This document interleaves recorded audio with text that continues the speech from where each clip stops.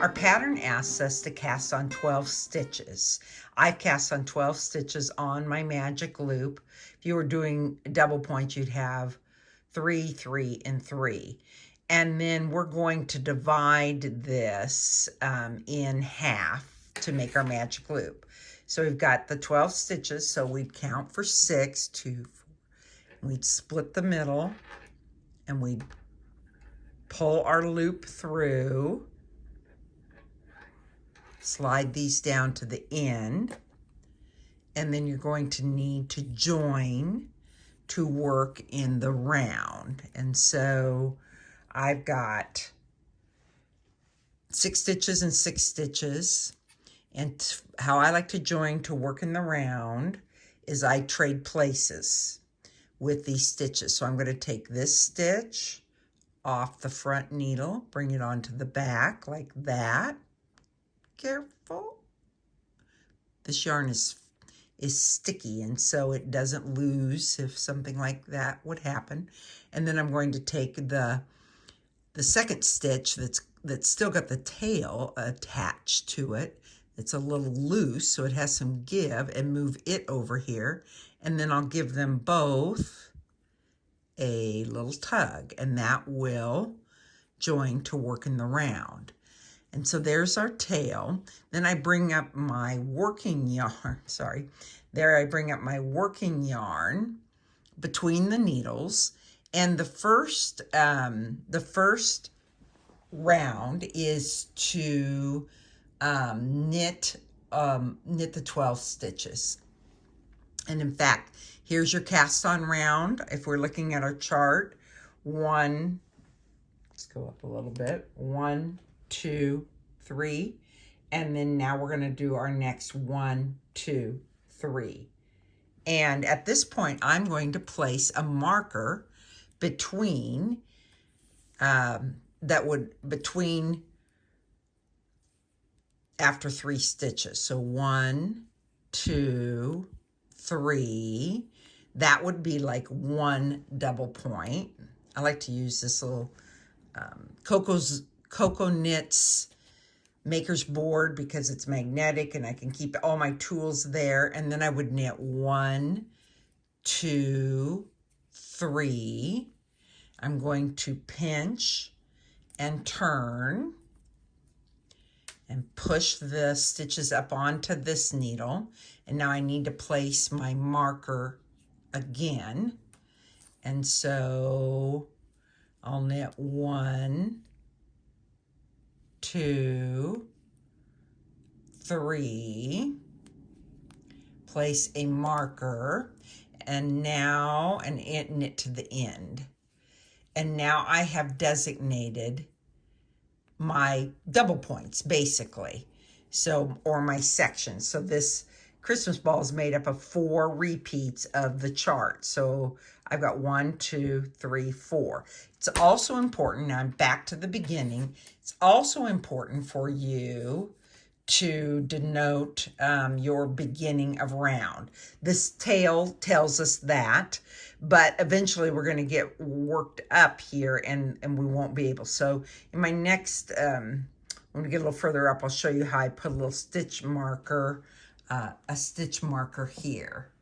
And so now we're ready for round 3. So what I like about the maker's board is you can move it up and move it up. So now you can see that I should have 4 stitches. And so round 3 says knit 2 and do an increase. So we will knit 2.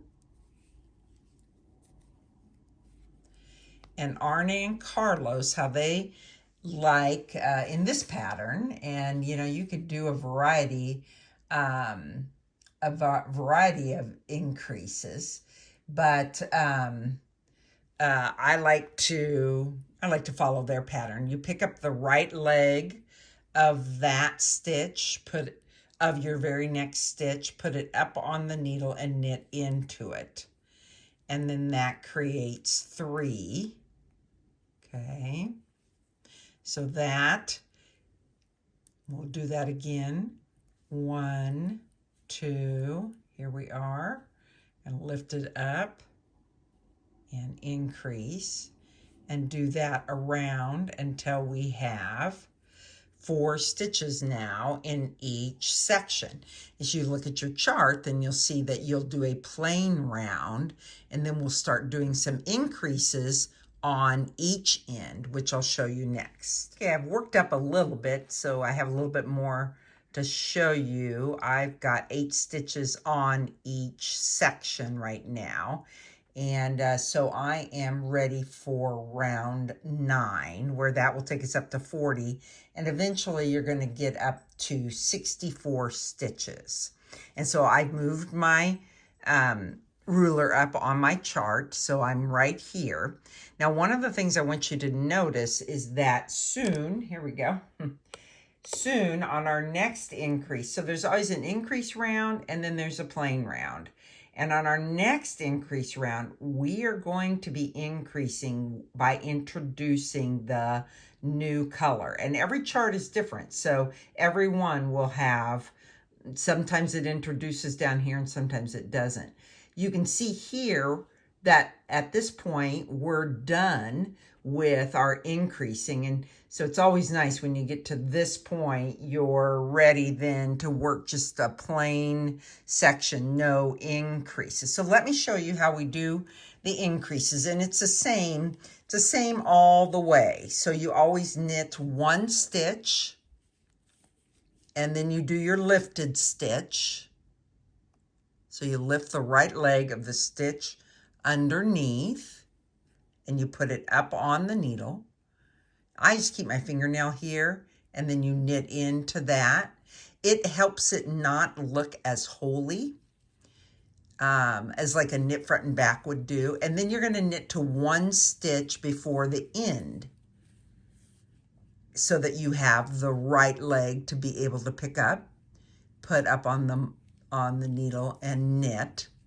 And then you'll repeat for the next section. Knit 1, lift the right leg, put it up on the needle, knit into it, knit the rest of it, knit across until there's 1 stitch left, lift the right leg, put it on, knit into it, turn for magic loop, and repeat. You can also see that then I've added my beginning of round because it's really down here now, so it's starting to get, and I will move this beginning of round marker.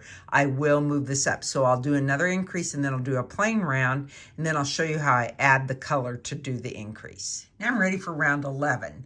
On our chart, you can see where we need to introduce our white color. And so if we do our increase, we knit 1, then we do an increase. So in this instance, our knit 1 has to be in the white. So you just are simply going to introduce your white yarn by knitting the very first stitch with it, leaving your red yarn attached. So you knit the white stitch first, then you'll come up and pick up your red, and we would do an increase. So we're going to pick up the right leg of the stitch, and we're going to put it up on the needle, and we'll knit it. Now if we look, okay, so we've got 2, and then I'm going to come back over here and we'll snug this up. So if we look at our chart, then the next stitch is a white stitch. So I can't finish, I've got to, that stitch is the part of the lifted stitch that I have done. So I've got to finish it by picking up the white stitch and knitting. All right. And now I'm going to go every other one. So now I'm going to do a red stitch, a white stitch, a red stitch, a white stitch, a red, a white, a red, and now would be my increase stitch. And you can see that that should be a white stitch. So I'm going to pick up the right leg and I'll put it up, and I will knit with my white yarn and finish that section with the red yarn. Come back and give this a snug up. Now, as I'm doing this, I'm showing you, I have other tutorials on this, but how I carry my yarn, and white would be the color that I would want to be close to my heart. So I knit my stranded color work with all in my left hand, both strands. I wrap both strands around the pinky finger. I put my middle finger between the two yarns, and then I run it up and over my index finger, kind of like a shuttle. So our first stitch would be a red stitch, then we'd lift up for our increase, reach over, a white stitch, reach over and get our red stitch as our increase stitch, and then we'll do every other again, white, red, white, red, white, red, white, red. Now I've got to do an increase. And lift it up. Do it with the white. Finish with the red. Turn and repeat. And then I will have, it appears as a plain red round. And on our next increase, you'll have to pay attention to that as well. That will be my last increase before, well, I have two more increases before then. All I have to do is concentrate on working the chart. I'm ready for row 14, and I want to point something out. You can see that there's 3 white stitches here. And so you're pulling around from the back of your loop, and you wouldn't want to just leave your red yarn there, because then it's going to pull across, because you'll start on the 4th stitch here with your red. This is not an increase round. And so one of the things I like to do is I like to twist these yarns and twist the red, so that when I knit with my white, I'm catching that red. So we'll do our first 3 stitches in white. Then we're going to pick up, and our red is not so far. I twist again and then knit with the red. And so you'll want to pay it, and you do have to go and then kind of finagle your yarns if they get twisted, and get ready to go again. But then that makes it easier to come across here on the sides when you're working on a magic loop. And so there's several points in the pattern where you'll here's a 3. Many times it's going to be okay, but you'll need to pay attention to that a bit, or then it really makes those sides tight if you don't do that. We're going to go ahead and knit the rest. Now that we're up into, we'll do one more increase, and then we'll do the whole pattern, and then I'll come back and I'll show you how we do the decreases with using the 2 yarns. All right, you can see that I have worked the main body of this Christmas ball without any of the decreases. So I am now ready for this row, this round, which would be a decrease round.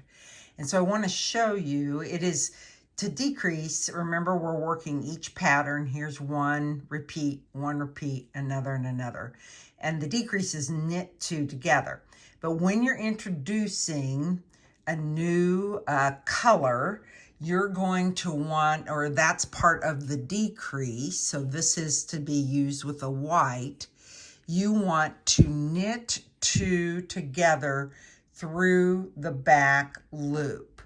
And what that does is it reorients the stitch so that it lays flat. Do you see how that's doing it? And then you would do 1, There's number 2 and there's number 3. And then we'll knit 2 reds.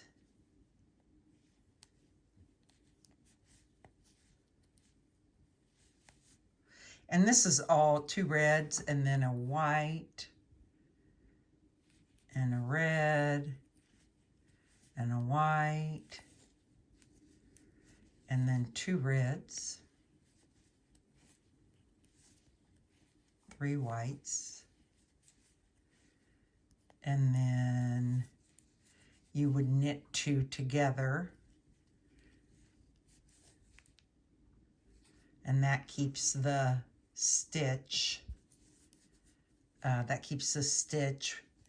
on top, which keeps that from the stitch that was below in the last round. And then you'll repeat.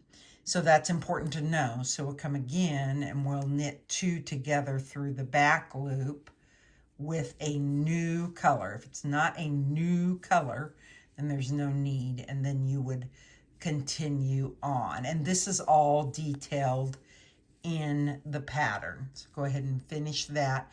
Then we'd have another plain round, another decrease round. And then this is not a decrease round here where we're introducing another color. So you won't need to knit 2 through the back loop. So this one will work because it's just all the same color. Again, it's all detailed on how to do that in the pattern. All right, we're ready to finish our Christmas ball. We've knit it. We're down to the 12 stitches. And you would just leave a long tail, at least 12 inches tail, because you'll use that to make your hanger. And then you'll click off your stitches and pull your tail through like that. And then you don't want to pull it tight, just pull the needle out, because you've got to be able then to fill. And you can open it up so it's about like that. And one of the things that Arne and Carlos talk about is using a wool filling, which you easily could do. I have chosen to use a polyfill that I like, works really well, and it's less expensive than using a wool filler. And it is the Polyfill Ultra Plush. So super soft polyester fiber fill. You can see there it's got a gold across the top and it's purple. It's not just your standard polyfill. I was turned on to this by Marty, who does knitted knockers in the community that's donated to women with breast cancer, and she uses this Ultra Plush polyfill because it makes for a nicer knitted knocker. So I picked up a bag of it at like Joann's and use it. So when you do your fiber fill, you'll want to pull it apart. So, you know, it's easy to think, oh, I'm just going to stuff a bunch in and then I'm going to pull, you know, I'm going to make it look. But you've got to stick it in and then you've got to build it. And so you put some in, and then you will build, continue to build, and you'll work it. Just continue to use your fingers to work the polyfill in, creating kind of a round, and I'm just working around the ball. And again, you'll want to not just take one of these and stuff it in. You want to pull it apart like that, and then start your stuffing. And continue to work it, working around and around and around to maintain the round shape. And you'll want to have, you know, whatever you do with your first one, then you'll want to kind of mirror that. So you can see there's quite a bit of difference in the size of this, and that's because I will stuff this more full as we go. But and then I found that I pushed down a bit like that to get more of the rounded look. It's not a super rounded look because you kind of want to show the pattern off a bit. important, I think, just to work to maintain the same size. When I knit mine, I knit them all first and then I stuff them at the same time. Once you're done, then you would pull up and close and weave it in around, and then you'll start to take a crochet hook. And I would put my crochet hook through here, through the other side, pull it in, and then I would build my chain, my hanging chain. And they have some instructions on how to do this in their pattern. But I went about 6 inches, but you do want to close this first. I went about 6 inches, and then I would bring it back down to create the hanger like this, okay? And you will want to cinch this up tight so you can see the bottom of mine. I can pull it, but I can't quite get it closed. I would just weave this around to be able to pull that tighter. And there you go. I'd encourage you to get them done so that when it's time to decorate your tree, everything's ready. All you've got to do is put them on and enjoy.